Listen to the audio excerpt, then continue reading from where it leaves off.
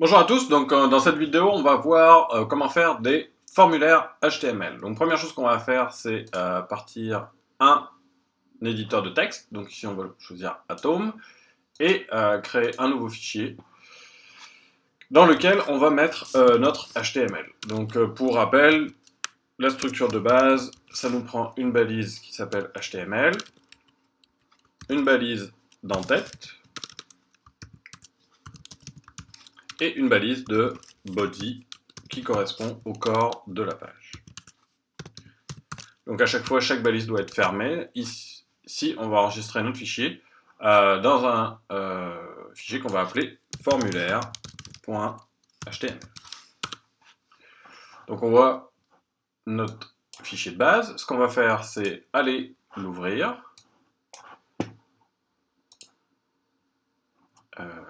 Alors où est-ce qu'il est tombé? Form, ici, formulaire de base. Donc on va l'ouvrir avec un navigateur. Ici, on va choisir Chrome. Donc on voit que initialement notre page ne contient rien, et c'est normal, on n'a rien mis dedans. Alors ça va correspondre à quoi un formulaire? Un formulaire, c'est un moyen d'envoyer de l'information à une machine sur Internet. Donc c'est tout simplement une balise forme qu'on va fermer, et le formulaire en tant que tel va être tout ce qui est compris entre la balise ouvrante et la balise fermante ici. Alors, qu'est-ce qu'on va trouver dans un formulaire? En général, la première chose qu'il va falloir avoir, c'est un bouton pour être capable d'envoyer le formulaire. Alors, ça va être une balise de type input, avec un attribut type, pour lequel on va mettre la valeur submit. Si jamais on va regarder ce que ça donne au niveau de notre page, ici, on voit qu'il y a un bouton valider. Et quand on a appuyé dessus, en fait, ça a rechargé la page et ça a ajouté le petit point d'interrogation. Donc on va voir un petit peu plus tard à quoi il correspond. Évidemment, le plus important dans un formulaire, c'est d'être capable de rentrer de l'information. Donc on a envie de pouvoir fournir quelque chose. Alors l'input le plus classique, c'est de type texte. Et ça va vous créer une petite zone de texte dans laquelle on peut taper de l'information. Alors on va juste regarder quelques inputs différents. Donc on a les inputs de type texte, on a aussi les inputs de type password. C'est un input de type texte, mais quand on tape, on ne voit pas le contenu, on voit juste des petites étoiles pour pouvoir justement cacher le mot de passe. Ici, donc si on fait valider, on voit ici qu'il ne se passe rien du tout. Ce qui se passe, c'est en fait qu'il a rechargé la page, tout simplement. Donc, on a les inputs de type texte, on a les inputs de type password, on a aussi des inputs de type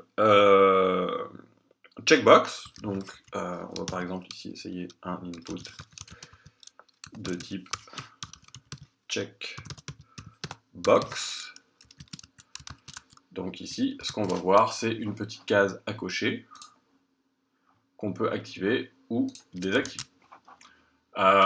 Un autre input relativement classique, c'est des boutons de type radio. Donc des boutons de type radio, c'est des boutons qui sont mutuellement exclusifs.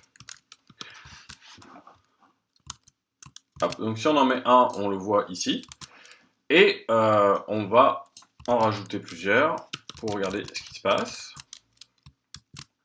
Donc on voit ici notre premier champ texte, notre champ de mot de passe, la petite checkbox ici, et des boutons de type radio. Alors évidemment, nous normalement, on voudrait que les boutons de type radio, quand on appuie sur un, les autres s'éteignent. Alors la manière pour obtenir ce comportement-là, c'est qu'il va falloir qu'on rajoute un attribut name. Donc là par exemple, on va l'appeler Pipo. Et on va s'arranger pour que les trois boutons radio aient le même nom. Le fait que les trois boutons aient le même nom fait que quand on clique sur un, ça éteint les autres. Autrement dit, il ne peut y en avoir qu'un seul de sélectionné entre ces trois boutons. On va voir en fait que l'attribut name, il est requis pour tous les champs. Donc comment on va voir ça? On va enfin utiliser réellement notre formulaire. Un formulaire, le but principal, c'est de s'assurer qu'on est capable de l'envoyer à un serveur. Alors en fait, un serveur a une page, a une ressource qui va être capable de gérer l'information qu'on met dedans. En gros, on a de l'information qu'on veut envoyer à quelqu'un. Alors pour ça, on va récupérer cette adresse-là. Je vais vous expliquer immédiatement à quoi elle sert. Alors, pour dire où l'information du formulaire va être envoyée, on a un attribut qui s'appelle action, qui va contenir une URL. Alors l'URL, c'est l'endroit où toute cette information-là va être envoyée.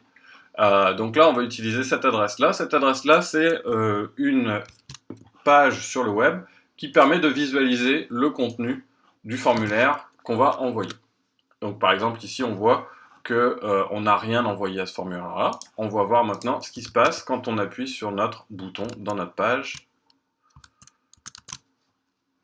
Maintenant, donc on va recharger la page, ici, entrer quelques informations, cocher la case, appuyer sur un radio button et appuyer sur valide. On voit maintenant qu'au lieu de recharger la page, ça nous a amené sur cette nouvelle page. Donc en fait, à chaque fois qu'on spécifie une action à cet endroit-là, quand on va appuyer sur Submit, ça veut dire qu'on va se retrouver sur cette page-là qui aura reçu cette information au niveau de nos inputs. Donc là, on voit qu'il nous le dit. Ce qu'il a reçu, c'est que Pipo est à on. Alors pourquoi il a reçu Pipo est à on? Parce qu'il ne peut recevoir d'informations sur un input que si cet input-là a un name. Si vous ne mettez pas de name, il ne reçoit pas l'information.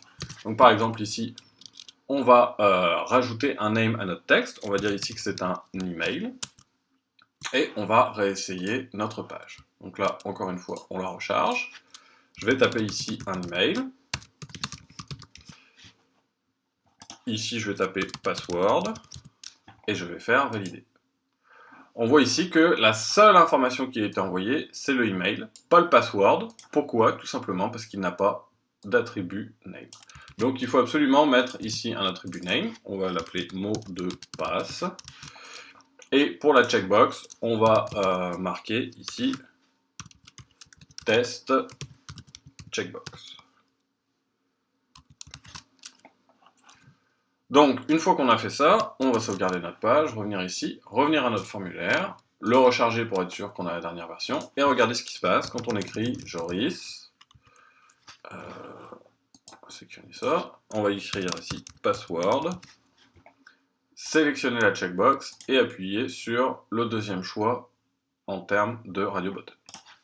On appuie sur valider, et cette fois-ci, on voit qu'on a plus d'informations qu'on a reçues. On a reçu le email et sa valeur, mot de passe et sa valeur qui était password, test checkbox nous annonce on, et Pipo nous annonce on.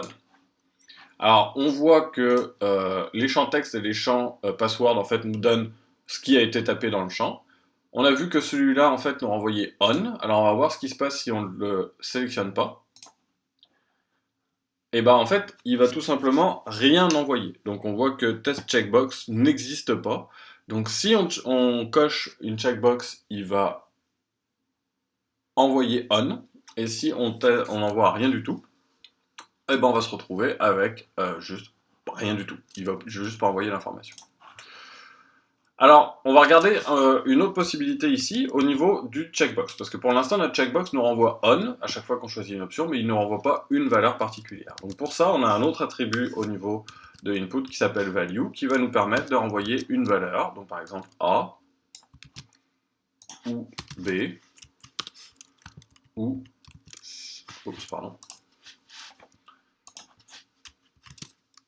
C. Donc à partir du moment où on a ça, on va pouvoir dire le premier bouton radio correspond à la valeur A, l'autre à B, à C. Juste pour que ce soit plus clair, on va l'afficher également dans le HTML. Et retourner sur notre page. Donc on voit ici que maintenant on a un premier bouton pour A, B ou C.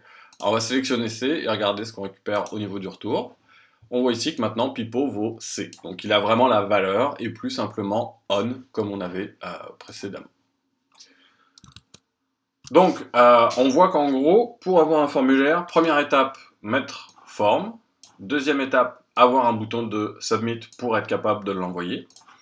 Ici on va fermer notre balise. Et ensuite, avoir des inputs à l'intérieur pour être capable d'envoyer l'information.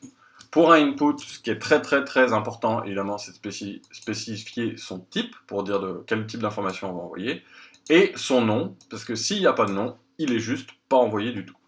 Pour un bouton radio, il faut qu'ils aient tous le même nom, et il faut spécifier une valeur si on veut pouvoir envoyer des valeurs différentes, sinon ça enverra tout le temps on. Alors on va regarder un autre type d'input qui s'appelle un select.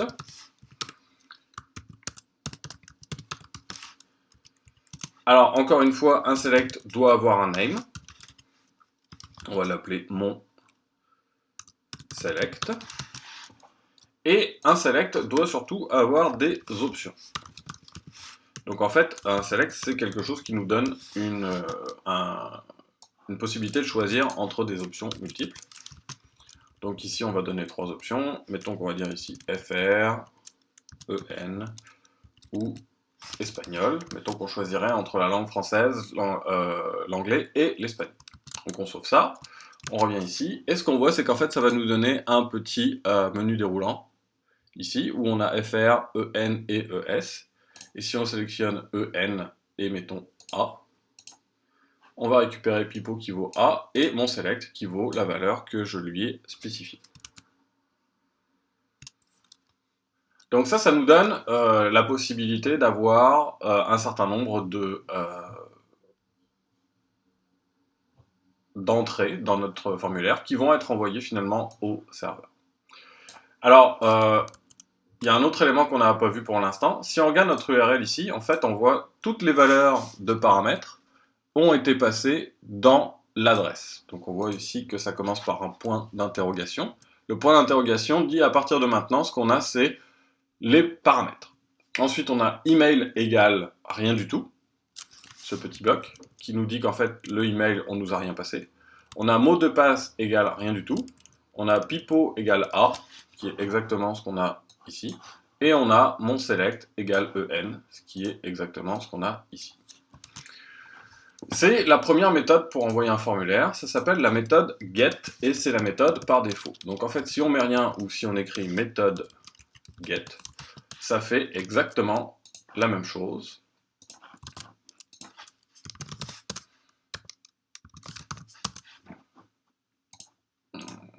ES.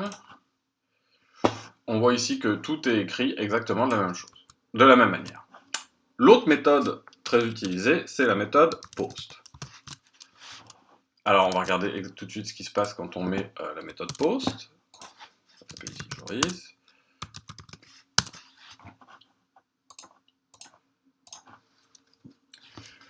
Ce qui est important de voir ici, c'est que dans l'URL, on ne voit plus les paramètres. Par contre, ici on les voit. Donc ils ont été envoyés, mais ils ne sont pas directement mis dans l'adresse. Ils sont cachés à l'intérieur de ce qu'on appelle une requête HTTP. On ne les voit pas directement dans l'URL. Alors pourquoi c'est important? Eh bien, imaginons justement que on soit en méthode get. Maintenant que vous arrivez ici, on vous demande votre adresse de courriel. Donc ça, c'est correct. Et vous allez taper ici un mot de passe ultra sécuritaire. Que vous avez réfléchi très longtemps, il y a des beaux caractères spéciaux, etc. Ce mot de passe-là, vous avez envie de le garder pour vous. Vous le connaissez, vous ne voulez pas que personne d'autre le voit. Maintenant, imaginons qu'on finit notre formulaire, on l'envoie, et maintenant, n'importe qui passe derrière vous et qui voit votre écran peut voir qu'ici, on a mot de passe ultra sécuritaire et un certain nombre de caractères bizarres derrière. Donc ça permet aux gens de voir directement votre mot de passe, et évidemment, votre mot de passe, vous ne voulez pas que quelqu'un le voit. Si on a pris la peine de mettre des petits points ici, c'est pas pour que, en appuyant sur valider, les gens soient capables de voir directement le mot de passe écrit dans l'URL. Donc la méthode post permet d'avoir la combinaison des deux, c'est-à-dire qu'en fait on va effectivement envoyer l'information au serveur, à la page, à cet endroit-là, donc à notre action, mais elle ne sera pas directement visible dans l'URL, donc on peut la taper en ayant plus confiance dans la sécurité de notre mot de passe. Donc par exemple ici, j'écris un mot de passe, vous ne voyez pas ce que c'est que ce mot de passe, Et ici, on ne le voit pas non plus. Par contre, la page, elle y a accès, comme on voit ici. Évidemment, elle ne serait pas obligée de l'afficher, donc on peut garder l'information secrète. L'autre élément qui peut porter à utiliser la méthode POST, c'est si vous envoyez des gros montants d'informations. Une URL, si jamais vous mettez des grosses choses, comme par exemple un film ou une vidéo, ça va être écrit dans l'URL. Donc d'une certaine manière, on va représenter l'image ou le film dans l'URL. Évidemment, une adresse comme ça a une taille limite, qui est relativement petite, donc on ne peut pas envoyer des gros montants de données. La méthode POST, elle, permet de s'affranchir de cette limitation et d'envoyer des plus gros montants d'informations. Pour finir, on va voir que on n'est pas obligé d'avoir un seul form dans une page, on peut très bien en avoir plusieurs. Et on va voir une chose intéressante qui est la possibilité de faire une recherche Google à partir d'un formulaire dans votre page. Alors si vous regardez ce qui se passe quand on fait une recherche sur Google, donc par exemple si on recherche DEG, DUP, vous voyez en haut l'adresse de Google avec un certain nombre d'informations qui sont spécifiées et en particulier un Q ici. Et le Q, c'est la query. Donc en fait, c'est ce qui a été tapé dans notre requête. Donc ce qu'on va voir, c'est qu'est-ce qui se passe si on essaye d'aller vers cette adresse-là en lui spécifiant un Q qui est le texte qu'on va lui passer. Donc, pour aller vers cette adresse-là, il faut tout simplement changer l'action. Mais cette fois-ci, on veut que les paramètres s'affichent dans l'URL directement. On va mettre un texte qu'on va appeler Q, puisque c'est à ça que s'attend le serveur. Enlever les autres paramètres et envoyer un bouton Submit. Alors là, on va regarder ce que ça donne. Ça nous donne ceci. Donc, imaginons qu'on tape ici Pipo et qu'on fasse Valider. Et bien en fait, on se retrouve sur google.ca avec effectivement la query Pipo qui a été tapée. Et on se retrouve avec ici les résultats de notre recherche. Donc on voit qu'en fait, notre formulaire, à partir du moment où on a été capable de donner le bon paramètre à la bonne action, et ben on va se retrouver à effectivement faire une recherche sur Google. Alors un dernier point qu'on va regarder ici, c'est la possibilité de changer notre bouton d'envoi. On voit ici que notre bouton s'appelle Submit. Si on lui donne un attribut value, et qu'on lui dit par exemple ici chercher, dans notre page, il va changer la valeur par défaut. Donc on se retrouve avec une page avec deux formulaires. Un qui est envoyé en méthode POST avec une checkbox, un radio button et un select ici, qui nous envoie nos informations à cette page-là, qui permet juste de regarder si on a bien envoyé ce qu'il fallait. Et un deuxième formulaire ici, qui nous dit, quand on appuie sur rechercher, qui va nous envoyer sur la page de Google avec une query qui a été spécifiée ici, et nous permet de faire la recherche directement. Donc, ce qu'on a vu, la définition d'un formulaire, la possibilité d'avoir plusieurs formulaires à l'intérieur d'une page, les deux méthodes get et post, une où les paramètres s'affichent dans l'URL, une où ils sont envoyés mais de manière cachée, donc on ne les voit pas dans l'URL, et un certain nombre de types d'input.